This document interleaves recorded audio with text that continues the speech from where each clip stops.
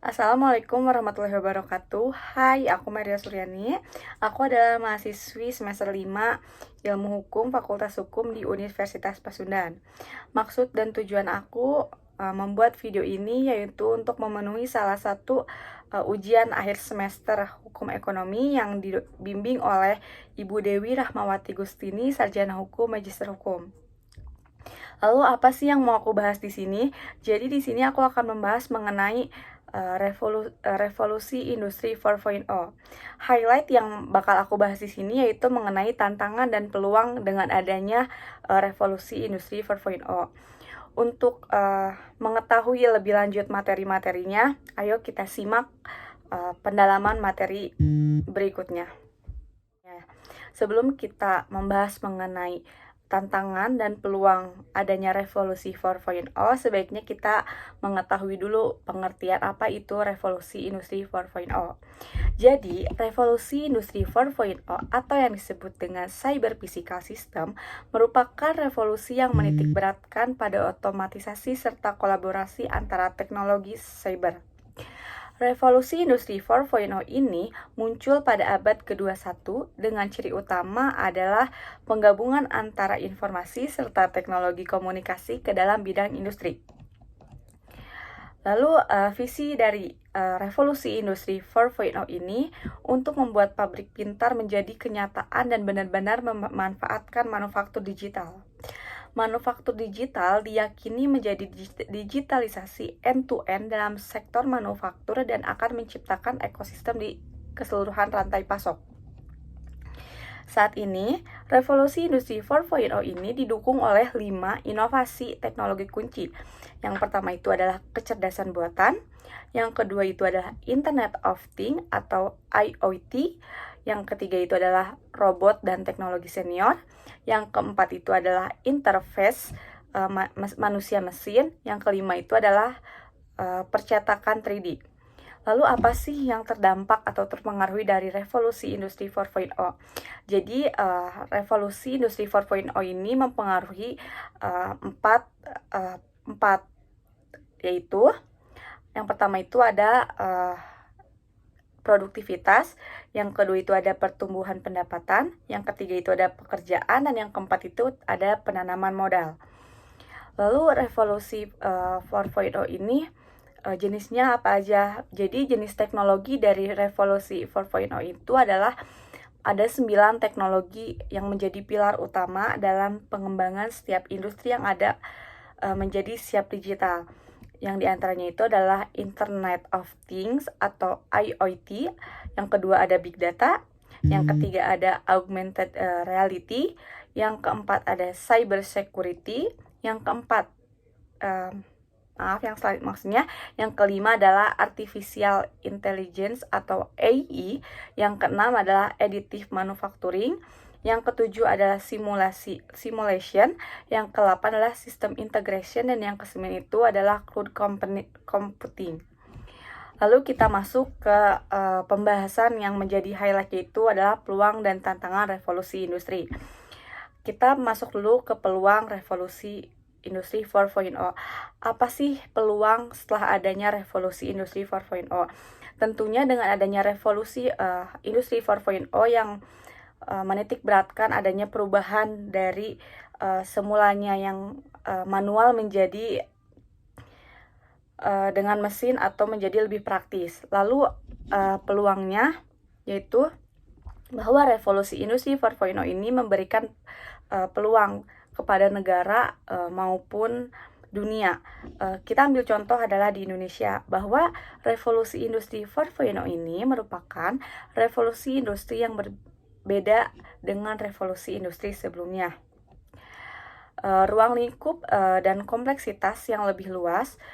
Maka dari itu, kemajuan teknologi baru yang mengintegrasikan dunia fisik, digital, dan biologis telah mempengaruhi semua disiplin ilmu, ekonomi, industri, dan pemerintah. Bahwa revolusi industri 4.0 ini membuka peluang yang luas bagi siapapun untuk maju. Hal inilah yang dapat menjadikan munculnya sebuah peluang baru bagi era revolusi industri 4.0. Apa aja sih peluang-peluangnya terutama di Indonesia? Uh, bahwa revolusi industri 4.0 ini banyak memberikan peluang-peluang. Contohnya seperti berbisnis di era digital, bahwa dengan adanya revolusi industri 4.0 dengan daya jangkau teknologi informasi tidak hanya berskala lokal tetapi hingga skala global atau internasional. Melalui internet, akses informasi dapat dijangkau hingga berbagai penjuru dunia. Seperti kita bisa membeli produk Cina dengan hanya dalam melakukan di handphone gitu kan. Lalu yang kedua adalah on-demand service. Dengan adanya on-demand service ini merupakan layanan jasa yang memanjakan masyarakat dalam mendapatkan apa yang diinginkannya. Bisnis ini bersifat fleksibel dan saat ini banyak diminati oleh masyarakat. Sebut saja layanan transportasi online seperti Gojek atau Grab. Terus ada cleaning service online dan layanan delivery food hingga berbelanja kebutuhan sehari-hari secara online. Yang ketiga adalah vintage. Vintage ini merupakan inovasi dalam bidang jasa keuangan dengan teknologi. Segmen usaha ini adalah dunia startup, di mana vintage membantu untuk memaksimalkan penggunaan teknologi untuk mempertajam, mengubah, dan mempercepat berbagai aspek pelayanan keuangan. Yang selanjutnya adalah cloud hosting. Apa sih cloud hosting ini? Jadi cloud hosting ini merupakan salah satu teknik penyimpangan database yang ringan dan mudah diakses. Pada dasarnya, baik individu maupun perusahaan banyak yang sudah menggunakan layanan ini yang biasa disebut dengan Google Drive dan Dropbox. Kita aja sebagai mahasiswa pasti sering menggunakan Google Drive untuk menyimpan data-data atau mengirimkan data kepada teman atau orang lain agar datanya itu sesuai dengan kualitas saat kita membuatnya. Lalu yang terakhir ini adalah bahwa dalam revolusi industri 4.0 ini, setiap orang memiliki akses yang tinggi untuk terlibat aktif untuk memberikan dan membagikan opini pihak lain melalui media sosial online seperti Instagram, Facebook, bahkan sekarang kan ada yang baru yaitu TikTok. Lalu situasi ini membuka peluang bagi masyarakat untuk membentuk opini positif tentang berbagai hal kepada pihak lain. Seperti teknologi media sosial dapat dimanfaatkan untuk membentuk komunitas atau grup keluarga di dunia virtual. Jadi dengan orang luar negeri pun kita bisa sharing dengan menggunakan media sosial itu seperti yang tadi saya sebutkan, ada Instagram, Facebook, TikTok, dan lainnya. Lalu setelah adanya peluang, otomatis ada tantangan, yaitu dengan adanya revolusi industri 4.0 ini yang sudah berkembang, bahkan sudah diterapkan, masih mempunyai tantangan. Terutama di Indonesia itu ada 10 tantangan dalam revolusi industri 4.0. Apa aja sih tantangannya? Yang pertama itu adalah industri hulu dan antara yang kurang berkembang ditandai oleh bahan baku dan komponen kunci yang sangat tergantung dari impor. Contohnya lebih dari 50% industri petrokimia, 74% logam dasar, serta semua bagian penting di bidang elektronik dan otomotif. Yang kedua adalah belum optimalnya zona industri yang komprehensif seperti migas versus petrokimia. Selain itu, kawasan industri juga kurang dikembangkan dan digunakan. Yang ketiga adalah tren sustainability global yang tidak terhindarkan, di mana produksi dan ekspor produk yang ramah lingkungan kini menjadi kewajiban. Contohnya bahan bakar Euro 4 yang mulai menjadi syarat banyak negara serta pengembangan biosolar. Yang selanjutnya adalah kita masuk ke UMKM atau industri kecil dan menengah yang masih tertinggal, yang dimana menurut data itu menunjukkan 62% pekerja Indonesia bekerja pada IKM dengan produktivitas yang masih rendah. Lalu tantangan yang selanjutnya adalah infrastruktur digital yang belum memadai dan platform digital yang belum optimal. Teknologi seluler misalnya, bahwa teknologi seluler ini masih mengadopsi 4G dan belum siap dengan 5G. Bahwa kecepatan rata-rata fiber optik juga masih kurang dari 10 Mbps. Selain itu, infrastruktur cloud juga masih terbatas. Lalu selanjutnya adalah masalah pendanaan domestik dan teknologi yang terbatas. Selanjutnya adalah tantangannya itu masalah tenaga kerja yang tidak terlatih, bahwa Indonesia mempunyai angkatan kerja terbesar keempat di dunia. Namun, saat kekurangan talenta,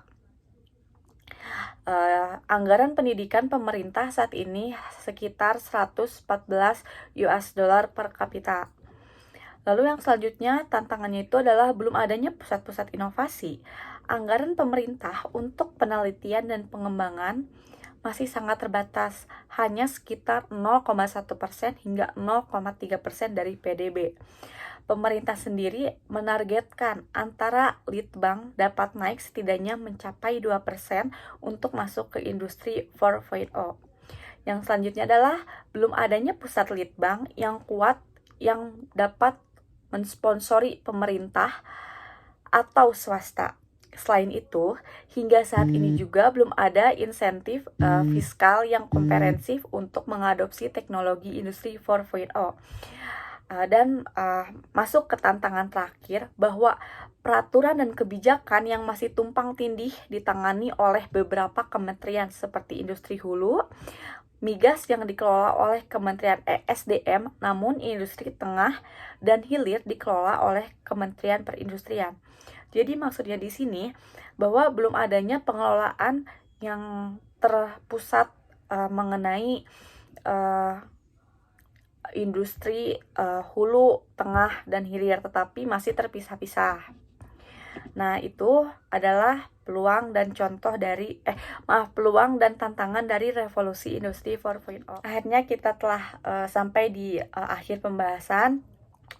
Saya tadi telah menjelaskan mengenai pengertian, jenis teknologi, peluang dan tantangan, serta contoh penerapan dari revolusi industri 4.0.